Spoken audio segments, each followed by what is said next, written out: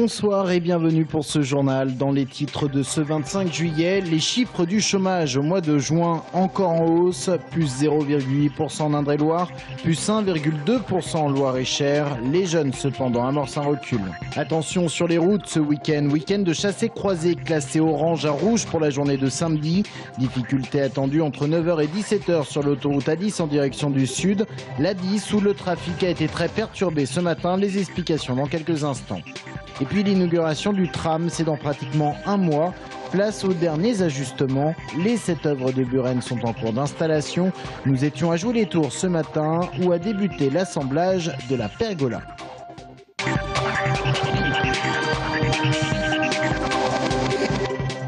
Le chômage est toujours en hausse pour le mois de juin. Plus 0,8% pour l'Indre-et-Loire et plus 1,2% pour le Loir-et-Cher. Des chiffres supérieurs à la moyenne nationale dans les deux départements. À noter cependant que chez les moins de 25 ans, le nombre de sans-emploi recule de 2%, entre autres grâce aux emplois aidés. On est à 50% de l'objectif qui était assigné, donc on se situe très bien par rapport à la région et par rapport au national. L'ensemble des contrats aidés donc, qui permettent à une personne d'exercer un emploi, alors de ne pas avoir de trou dans le CV, c'est très important, et puis aussi de pouvoir essayer un métier, je dirais, un peu nouveau ou un peu différent de celui qu'il exerçait. Donc on a cet effet qui était ciblé principalement vers les jeunes. Mais le point noir reste le nombre de demandeurs d'emploi chez les seniors qui a bondi de 20,3% sur un an en Indre-et-Loire.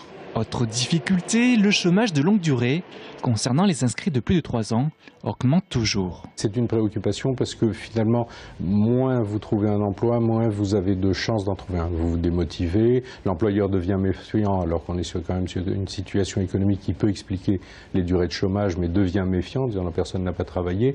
Et donc on conduit, nous, des plans vis-à-vis de ces personnes, dans les modalités de suivi qu'on peut avoir, pour à la fois eux-mêmes leur dire baissez pas les bras, continuez, et puis notamment avec les mesures type contrat de génération, pour aider l'employeur à franchir le pas. Le nombre de sans-emploi en Indre-et-Loire et Loire-et-Cher a augmenté de 15% sur un an. Et signe du ralentissement de l'activité économique, Pôle emploi a enregistré une baisse des offres d'emploi collectées de moins 8,3% sur les 3 derniers mois.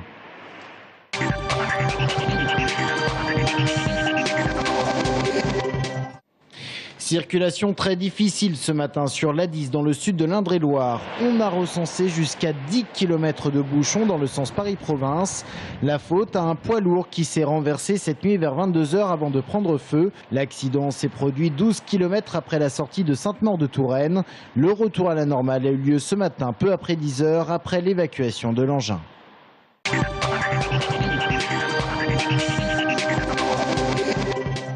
Attention, si vous prévoyez des déplacements ce week-end, le trafic sera très important dans les deux sens de circulation.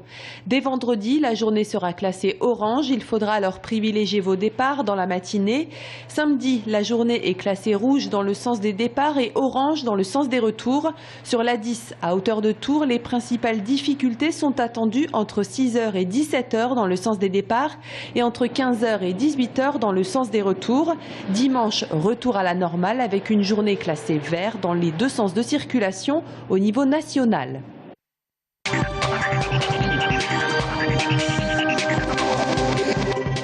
La solution temporaire est actée. Le conseil syndical du Cher canalisé s'est réuni hier soir à Franqueuil. Pour remédier au problème des barrages inefficaces, des blocs de béton vont être posés au fond du fleuve pour retenir l'eau. Des Legos qui devraient faire augmenter le niveau du Cher au château de Chenonceau de 50 cm. Une solution qui ne satisfait pas les exploitants du Cher. Moi, ce que j'ai peur, c'est qu'on n'atteigne pas les 50 cm.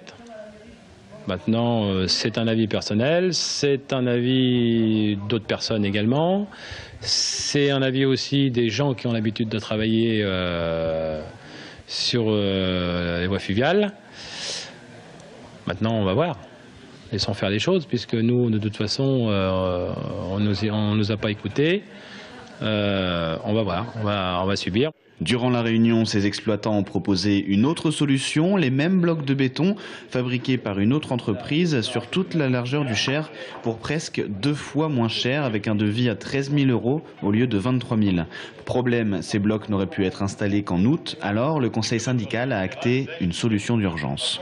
Nous sommes dans un syndicat exsangue qui a une volonté politique, mais qui n'a pas les moyens.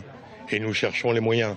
Et pour l'instant, on essaie de sauvegarder, avec les moyens du bord, tout notre patrimoine pour pouvoir le sauver et le présenter à nos petits-enfants. Les blocs devraient être installés en début de semaine prochaine.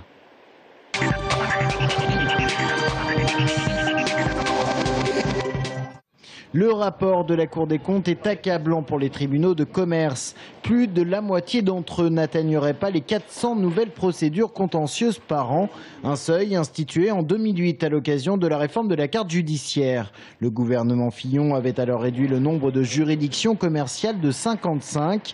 Ne restait plus alors que 134 tribunaux de commerce en France. À l'automne, Christiane Taubira, la garde des Sceaux, présentera sa réforme. Si elle suit les conclusions de la Cour des comptes, des tribunaux pourraient alors disparaître. À Tours, pas d'inquiétude vraisemblablement, avec en 2012 430 procédures contentieuses, 490 procédures collectives. Le tribunal tourangeau se place à la 30e place des tribunaux les plus actifs. Mais Tours pourrait être impliqué dans un grand processus de fusion pour la constitution de pôles régionaux spécialisés. C'est en tout cas ce que plaide la Cour des comptes.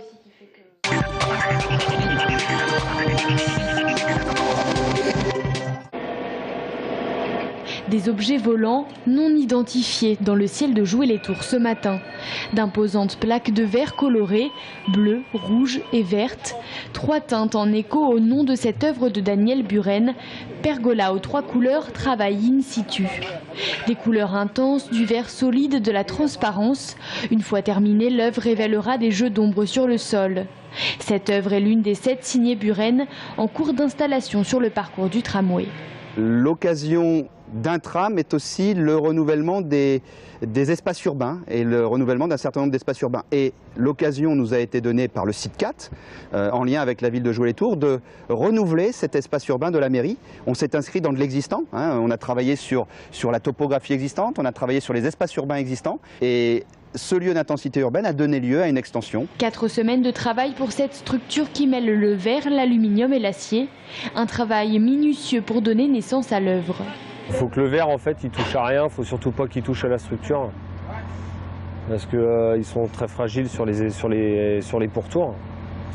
Donc il faut faire attention à ne pas avoir de choc et puis à venir poser bien délicatement, quoi. Curieux, les Jocondiens s'arrêtent et observent la lente construction. C'est joli, c'est harmonieux, c'est moderne. J'aime la couleur, c'est original et ouais, ça donne un petit piquant dans la petite ville, quoi. Dès demain, l'équipe s'attelle à une nouvelle œuvre, celle du parking relais de Tours-Nord.